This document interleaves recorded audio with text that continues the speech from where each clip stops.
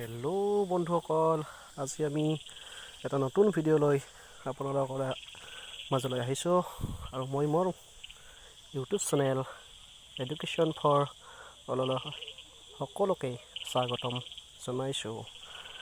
আজি আমি আলোচনা কৰিম টেট সম্পৰ্কীয় এটা বিষয়। সেইটো হ'ল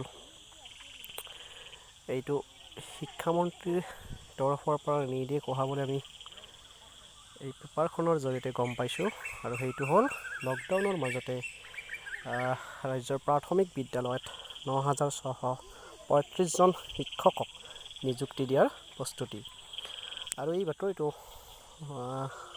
আমাৰ অসম নামৰ কাকতখনত প্ৰকাশ পাইছে, আৰু আপোনালোকে দেখা পাইছে, স্পষ্টকৈ দেখা পাইছে 22 মে' তাৰিখে এই বাতৰিটো প্ৰকাশ পাইছিলে। আৰু তাত লিখা আছে, চাওক, লকডাউনৰ মাজতে ৰাজ্যৰ প্ৰাথমিক বিদ্যালয়সমূহত ৯,৬35জন শিক্ষকক নিযুক্তি দিয়াৰ প্ৰস্তুতি সম্পূৰ্ণ কৰি তুলিছে ৰাজ্য চৰকাৰে। ৰাজ্যৰ প্ৰাথমিক শিক্ষা বিভাগৰ এক সূত্ৰই জনোৱা মতে অহা 15 জুনৰ ভিতৰত এই শিক্ষক নিযুক্তি প্ৰক্ৰিয়া সম্পূৰ্ণ কৰি তুলিবলৈ শিক্ষামন্ত্ৰী ডক্টৰ হিমন্ত বিশ্ব শৰ্মাই নিৰ্দেশ দিছে। গতিকে বাকীখিনি আপোনালোকে নিজে চাই ল'ব, নিজে পেপাৰখনো ডাউনলোড কৰি ল'ব পাৰিব।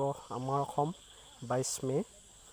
গতিকে মই মোৰ ভিডিঅ'টোৰ জৰিয়তে এইখিনি ক'ব বিচাৰিছোঁ যে অতি শীঘ্ৰে যি শিক্ষামন্ত্ৰী 50,000 পদ নিযুক্তি দিম বুলি ঘোষণা কৰিছিল, আৰু তাৰেই এটা অংশ স্বৰূপে এই প্ৰায় 10,000 পষ্ট শিক্ষা বিভাগত মুকলি কৰি দিছিল, আৰু সেইখিনি এতিয়া পূৰণ কৰিব বুলি শিক্ষামন্ত্ৰীয়ে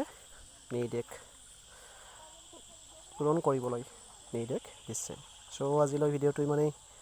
যদি ভিডিঅ'টো ভাল পালে লাইক কৰিব, শ্বেয়াৰ কৰিব, আৰু মোৰ YouTube channel education for all এই চেনেলটো ছাবস্ক্ৰাইব কৰিব। Thank U.